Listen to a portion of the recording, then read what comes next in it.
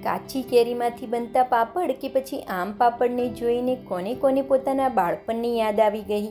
આમાંથી 70% લોકો એવા છે જેને ક્યારેક તો પોતાના બાળપણની અંદર આમ પાપડ ચોક્કસથી ખાધા જ હશે. હેલો ફ્રેન્ડ્સ, જય શ્રી કૃષ્ણ, રાધે રાધે. સ્વાગત છે તમારું મારા કિચનમાં. માર્કેટમાં જ્યારે પણ કાચી કેરી આવવા લાગે ત્યારે આપણે ગુજરાતીઓ તેમાંથી અથાણા, છુંદો એવી અનેક અલગ અલગ રેસીપી બનાવતા હોઈએ છીએ. પરંતુ તમે ક્યારેય કાચી કેરીમાંથી બનતા આ આમ પાપડ બનાવીને ટ્રાય કર્યા છે? એકવાર મારા કહેવાથી ચોક્કસથી બનાવજો. બાળકોથી લઈ મોટા બધાને એટલા ભાવશે કે તમે બનાવ્યા 1 મહિનાના હશે, પરંતુ 2 થી 3 દિવસની અંદર તો પૂરા જ થઈ જશે. તો ખાંડનો ઉપયોગ કર્યા વિના બનાવવામાં એકદમ સરળ એવા આ આમ પાપડ ચાલો બનાવવાની શરૂઆત કરીએ. તો એકદમ ચટપટા, મસાલેદાર અને ખાટા મીઠા આમ પાપડ કે પછી કાચી કેરીના પાપડ બનાવવા માટે મેં આ 500 ગ્રામ જેવી કાચી કેરી લીધી છે. તો અત્યારે જે મેં કેરી લીધી છે તે તોતાપુરી કેરી છે. તમે તેની જગ્યાએ દેશી કેરી કે કોઈ પણ કેરીનો ઉપયોગ કરી શકો છો. હવે આ કેરીને આપણે આ રીતે સરસ એવી પાણીથી 2 થી 3 વાર ઘસી અને ધોઈ લેવાની છે. તો ફ્રેન્ડ્સ, તમે આ આમ પાપડ વધારે ક્વોન્ટિટીમાં વધુ દિવસ માટે બનાવીને રાખશો છતાં પણ 2 થી 3 દિવસની અંદર તો પૂરા જ થઈ જશે. આ મારો પોતાનો એક્સપિરિયન્સ છે. મેં વધુ ક્વોન્ટિટીમાં બનાવીને રાખ્યા હતા તો પણ 2 દિવસની અંદર તો મારા આમ પાપડ પૂરા જ થઈ ગયા. હવે આ કેરીને સરસ એવી ધોઈ અને તેનો આગળનો ભાગ આપણે નીકાળી લઈશું. હવે પીલરની મદદથી આ રીતે કેરીને આપણે છોલી લેવાની છે, એટલે કે તેની ઉપરની સ્કીન આપણે નીકાળી લઈશું. તો ફ્રેન્ડ્સ, અત્યારે મેં 500 ગ્રામ કેરીમાંથી જ આ આમ પાપડ બનાવ્યા છે, પરંતુ તમે વધારે ક્વોન્ટિટીમાં એટલે કે 1 કિલોમાંથી પણ આ આમ પાપડ બનાવી શકો છો. અત્યારે જે મેં માપ બતાવ્યું છે તેનું તમારે ડબલ કરી દેવાનું છે સેમ ક્વોન્ટિટીમાં. તો આપણી બંને કેરી છોલાઈને તૈયાર છે. હવે આ કેરીના આપણે આ રીતે મોટા મોટા ટુકડા કરી લેવાના છે. તો બંને કેરીના આપણે આ રીતે મોટા મોટા ટુકડા કરી લઈશું અને તેની અંદર જે ગોટલીનો ભાગ હોય તેને આપણે અલગ નીકાળી લેવાનો છે. તો બંને કેરીના મેં આ રીતે સેમ મોટા મોટા પીસ કરી લીધા છે અને તેની અંદરથી ગોટલીનો ભાગ મેં અલગ નીકાળી લીધો છે. હવે આ કેરીના ટુકડાને આપણે એક કુકરની અંદર લઈ લેવાના છે. હવે કેરીના ટુકડાને બાફવા માટે આપણે અડધો ગ્લાસ જેવું પાણી ઉમેરવાનું છે. કેરીને બાફવા માટે આપણે અડધો ગ્લાસ જ પાણી ઉમેરવાનું છે, તેનાથી વધારે બિલકુલ પણ નથી ઉમેરવાનું. હવે કુકરને આપણે બંધ કરી દેવાનું છે. હવે ગેસ ચાલુ કરી અને ગેસ ઉપર આપણે કુકરની 3 વિસલ કરી લેવાની છે. 3 વિસલની અંદર કેરી આપણી સરસ એવી બફાઈ જશે.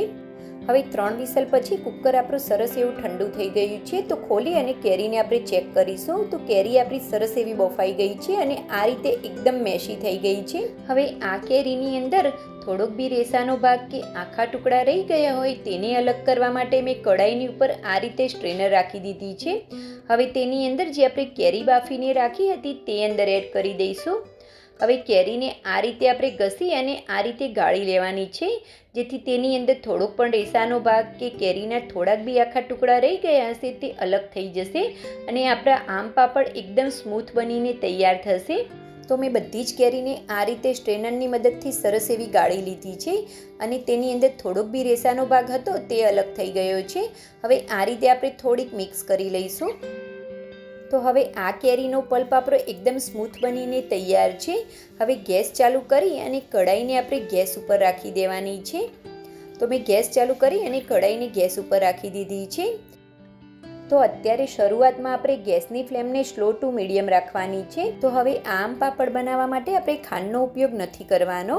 તો તેની જગ્યાએ મેં આ ઘાંગરા સાકર કે ધાગા સાકર કહે છે તે લીધી છે. હવે તેને આ રીતે દરદરી વાટી અને તૈયાર કરી લેવાની છે.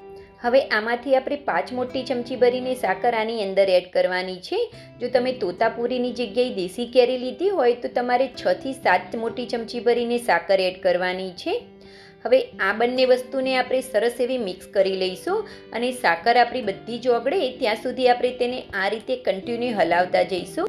ખાંડની જગ્યાએ સાકરનો ઉપયોગ કરવાથી સાકર ઉનાળાની ગરમીમાં આપણા શરીરને ખૂબ જ ઠંડક આપે છે અને સાકર એકદમ નેચરલ પ્રોસેસથી બનેલી હોય છે. તેમાં કોઈ પણ કેમિકલ પ્રોસેસ થયેલી નથી હોતી. તો માત્ર 5 થી 7 જ મિનિટની અંદર જે આપણું સાકરનું પાણી રિલીઝ થયું હતું તે બધું જ બળી ગયું છે. તો હવે આ આમ પાપડને આપણે એકદમ ચટપટા બનાવવા માટે થોડાક મસાલા કરી લઈશું. તો સૌપ્રથમ તેની અંદર 1 નાની ચમચી ભરીને આપણે સંચળ પાવડર, 1 નાની ચમચી ચીલી ફ્લેક્સ, 1 નાની ચમચી શેકેલા જીરાનો પાવડર અને થોડોક આપણે ફૂડ કલર એડ કરવાનો છે. મેં ગ્રીન ફૂડ કલર એડ કર્યો છે. તમે તેની જગ્યાએ ઓરેન્જ કે યલો ફૂડ કલર પણ લઈ શકો છો, પરંતુ આ આમ પાપડ આપણે કાચી કેરીમાંથી બનાવીએ છીએ એટલે ગ્રીન ફૂડ કલર ખૂબ જ સરસ લાગશે. હવે બધી જ વસ્તુને આપણે સરસ એવું મિક્સ કરી લઈશું અને આ મિક્સચર આપણું થોડું ઘટ થાય ત્યાં સુધી આપણે તેને થવા દઈશું. અત્યારે ગેસની ફ્લેમને આપણે સ્લો કરી દઈશું. ત્યાં સુધી જે પ્લેટની અંદર આપણે આમ પાપડ બનાવવાના છે તે પ્લેટની અંદર આ રીતે તેલથી આપણે ગ્રીસ કરી લઈશું અને આ રીતે પ્લેટને આપણે તૈયાર કરી લેવાની છે.